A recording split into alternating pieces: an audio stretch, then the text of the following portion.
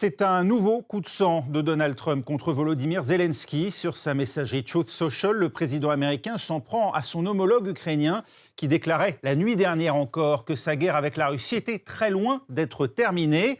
La pire déclaration de Zelensky, réagit aujourd'hui Donald Trump, qui menace « L'Amérique ne va plus tolérer ça très longtemps ». Dans l'entourage du président américain, des voix s'élèvent depuis vendredi et leur rencontre houleuse à la Maison-Blanche pour réclamer la démission du chef de l'État ukrainien. Volodymyr Zelensky, vu au contraire comme garant de l'honneur de l'Europe par François Bayrou. C'est sur un ton grave que le Premier ministre a pris la parole devant le Parlement français pour un débat sans vote à propos de l'engagement de la France en Ukraine et pour la sécurité de l'Europe. Écoutez. Nous avons basculé dans un autre monde. Beaucoup sont sans voix tant le choc est violent. Beaucoup se trouvent démunis tant tous les dispositifs que nous avions inventés et mis en place se voient démantelés. Nous voici mis en demeure d'accepter des mœurs que nous refusons, de revoir les chartes de nos libertés, de repenser les règles de la démocratie et de la liberté d'expression, d'abandonner notre souci de décence pour accepter l'indécence qu'on voudrait nous imposer. Une apparente unité au Parlement rompue par le Rassemblement national, car si Marine Le Pen a salué l'héroïsme de la résistance ukrainienne face à l'indéfendable agression russe, ce sont ses termes, la présidente d'honneur du RN a aussi condamné l'intransigeance occidentale vis-à-vis de la Russie. Elle s'en est pris également à l'idée défendue par Emmanuel Macron d'approfondir le dialogue avec d'autres pays sur la dissuasion nucléaire française. Écoutez Marine Le Pen. L'Ukraine ne peut pas gagner contre la Russie sans l'entrée en guerre de l'OTAN, qui n'est pas une option compte tenu des risques d'escalade vers une guerre mondiale entre puissances nucléaires. Et heureusement, grâce au courage et à la résistance des Ukrainiens, soutenus par les puissances occidentales, la Russie ne peut pas non plus sortir vainqueur de ce conflit. Les réalités, c'est d'abord admettre que nous ne pouvons pas promettre à l'Ukraine une adhésion à l'OTAN, alors que nous savons que cette option a été une justification à l'agression russe et est clairement rejetée aujourd'hui par les États-Unis. De même, l'adhésion de l'Ukraine à l'Union européenne va incontestablement à l'encontre de nos intérêts. Et pour en parler avec nous, Anastasia Chapochkina, maître de conférences en géopolitique à Sciences Po Paris, spécialiste des relations Europe-Russie. Vous présidez également le think tank Eastern Circles. Merci d'être avec nous, Anastasia Chapochkina. D'abord, le ton aujourd'hui de François Bayrou, qui salue en Volodymyr Zelensky la fierté de l'Europe qu'il a incarné, selon lui, face à Donald Trump dans le bureau ovale de la Maison-Blanche vendredi. Vous avez été rassuré par ce que vous avez vu des Européens durant le week-end? Je veux dire que je suis vraiment fière d'être en France et de vivre ici, dans ce pays, aujourd'hui, en tant qu'Américaine d'origine ukrainienne. Vraiment. Raison pour laquelle je vous demandais si vous étiez fier de ce que vous aviez vu durant le week-end et non pas vendredi à la Maison-Blanche. Exactement. Donc,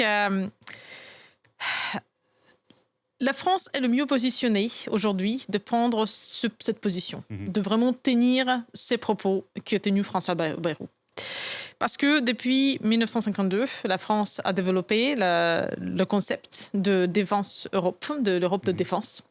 Et depuis le général Charles de Gaulle, la France et les élites militaires français ont clairement prévu les situations, expliqué pourquoi l'autonomie de défense était importante au niveau national et prévu les situations de l'abandon potentiel par les États-Unis de l'Europe. Vous avez le sentiment que la France est suivie aujourd'hui sur ce projet d'Europe de la défense, notamment par les Britanniques, qui ont, semble-t-il, émis un bémol sur l'idée d'une trêve d'un mois, annoncée pourtant hier par Emmanuel Macron comme une proposition franco-britannique?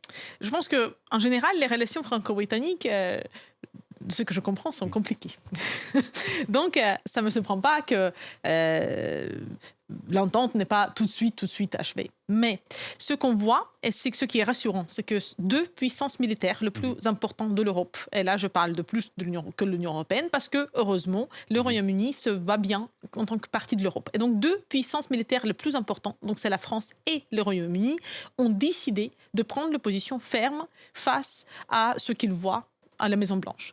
Et je pense que, comme les leaders qui sont absolument compétents et d'être à leur place, ils voient bien qu'il s'agissait pendant cette, qu'on peut appeler la diplomatie publique, l'exercice de diplomatie publique, peut dire comme ça, il ne s'agissait pas vraiment de Volodymyr Zelensky en tant que personne. Il ne s'agissait pas vraiment de la guerre en Ukraine. Il s'agissait plutôt de ce phénomène plus large, de la sortie des États-Unis, sortie volontaire, de la scène géopolitique et de la décision des États-Unis de se désengager de l'Europe en général. Oui, mais en voyant aujourd'hui Donald Trump, d'une certaine manière, aller plus loin encore dans ses critiques, puisqu'il dit « nous ne tolérons plus cela très longtemps ». Les déclarations que vient de faire Volodymyr Zelensky, qui parle d'une guerre encore longue, qui persiste d'ailleurs à vouloir des garanties de sécurité avant de signer un quelconque accord avec les États-Unis.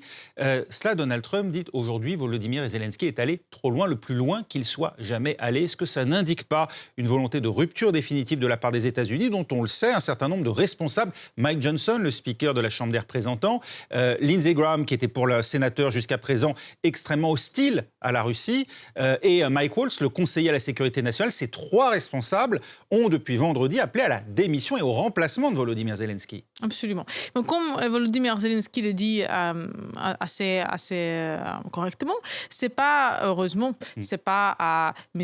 Waltz ni M. Graham de décider quand le président Zelensky, quand le président de l'Ukraine, ni de la France, ni de l'Allemagne va démissionner. Comme on a entendu de J.D. Vance à Munich, J.D. Vance aussi a sa vision de qui doit être président de la France, qui doit être présidente de l'Allemagne. Mais heureusement, c'est pas à J.D. Vance. Oui, mais sans les missiles patriotes et sans le système de communication Starlink, Anastasia Chapochkina, l'Ukraine peut-elle poursuivre sa guerre ? L'Ukraine peut poursuivre sa guerre dans la même mesure que la Russie peut poursuivre sa guerre. Parce que la Russie ne poursuit pas la guerre toute seule. Elle poursuit avec l'alliance militaire très solide avec la Chine, l'Iran et la Corée du Nord. Ce sont les alliés qui n'ont jamais hésité de fournir les missiles balistiques, les dizaines de milliers de personnes, ni des milliers et des milliers sans cesse, sans compter, des abus de l'artillerie, ni des Shahed. Donc là, l'Ukraine a des alliés. Les États-Unis ne sont pas le seul allié. Ils ont aussi des alliés dans la personne de l'Union européenne, de l'Europe, et c'est 500 millions de personnes vis-à-vis 325 aux États-Unis. C'est aussi le budget... C'est 27 gouvernements qui ne sont pas toujours d'accord entre eux sur ce qu'il faut faire. Mais il ne faut pas les 27 pour décider. Il faut pas tout décider déjà par le Conseil. On peut décider par la coalition des capables. On peut dire comme ça. D'ailleurs, le Royaume-Uni, qui ne fait pas partie des 27, est aujourd'hui un acteur central. Et qui décide ce qu'il peut faire quand même. Il n'a pas besoin, le Royaume-Uni, ils n'ont pas besoin de M. Fico de Slovaquie, ils n'ont pas besoin de M. Orban de l'Hongrie pour leur dire ce qu'il faut faire. Les deux leaders les plus hostiles à Volodymyr Zelensky en Europe et les plus proches de Vladimir Poutine. Ils sont capables de décider eux-mêmes au Royaume-Uni. Et je pense qu'en France, les gens, comme on a vu de position de Emmanuel Macron, de François Bayrou, que les gens sont aussi capables de décider. Et Merz, le nouveau chancelier allemand, et même dans l'administration de chancelier précédent, on a entendu M. Pistorius à beaucoup de reprises, leur ancien ministre de Défense, on a toujours resté ministre de Défense, être vraiment très décisif, dans le sens que l'Europe est capable, mais il faut pas tous les pays, déjà, ni l'Hongrie, ni la Slovaquie ne disposent pas de potentiel militaire, mais que tout le monde qui dispose de ce potentiel militaire suffisant pour décider quoi faire. Friedrich Merz, d'ailleurs, prend un engagement. Il souhaite, dès cette semaine, pouvoir annoncer une augmentation des dépenses militaires, du budget militaire de l'Allemagne, alors même qu'il n'est pas encore chancelier. Alors nous parlons. Pas encore du gouvernement. Reste néanmoins, et on en revient finalement à la question de départ, l'Europe, pour se mettre d'accord, ne doit-elle pas dès aujourd'hui incarner une proposition commune dont on croyait hier soir qu'elle était celle de la France, à savoir cette trêve d'1 mois, préalable ensuite à l'envoi sur place de forces censées assurer à entre 60 et 80 km en arrière de la frontière les réassurances? Je pense que pour l'armée ukrainienne. Ce qu'il faut faire, c'est à chacun de se décider. Ce sont les élites politiques qui doivent décider exactement ce qu'il faut faire. Ce de quoi l'Ukraine a besoin, ils ont très bien exprimé ça, ce sont les armes. Et ce sont les garanties de sécurité. Donc, c'est le soutien militaire. Après, dans quelle forme ce soutien va arriver, c'est une autre chose. Et il y a un autre point que je voudrais ajouter à tout ça, c'est qu'au début de la guerre, en février 2022, l'Ukraine pouvait produire 10%, seulement 10% des armes dont elle avait besoin. Aujourd'hui, elle produit 40% des armes dont elle a besoin et elle a la capacité de produire de 2 tiers de plus. Juste, elle n'a pas de financement. Donc, dans le sens que c'est aujourd'hui n'est plus la liability, c'est plus un poids à porter.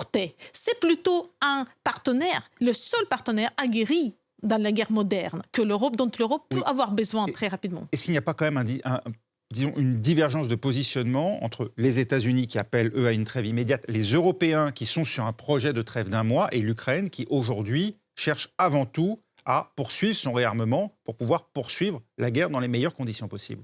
Parce que l'Ukraine, elle est dans la guerre. L'Europe peut rechercher une trêve d'1 mois, d'1 an, de 2 mois. Ils peuvent rechercher tout ce qu'ils veulent, mais l'Ukraine, elle est bombardée. C'est elle qui est bombardée. Ils comprennent que ce n'est pas à l'Europe de décider la trêve. Il n'y a qu'une seule personne qui peut décider la trêve, c'est Vladimir Poutine. Et à ce jour, Vladimir Poutine a décidé, il décide tous les jours de ne pas avoir cette trêve. Ceux qui décident ensuite, Emmanuel Macron, ceux qui décident Merz, ceux qui décident Steinmeier, ça n'a aucune importance vis-à-vis de la trêve parce que c'est Vladimir Poutine qui est la personne qui mène la guerre. Et donc, si l'Ukraine veut avoir la capacité de survivre, pas de mener la guerre, mais de survivre, ils doivent se préparer pour le lendemain, après le lendemain. Parce que la seule personne qui est responsable n'est pas en capacité de s'arrêter aujourd'hui. Merci beaucoup, Anastasia Chapochkina, d'avoir Merci été avec nous sur France 24 pour revenir donc, sur ces dernières déclarations.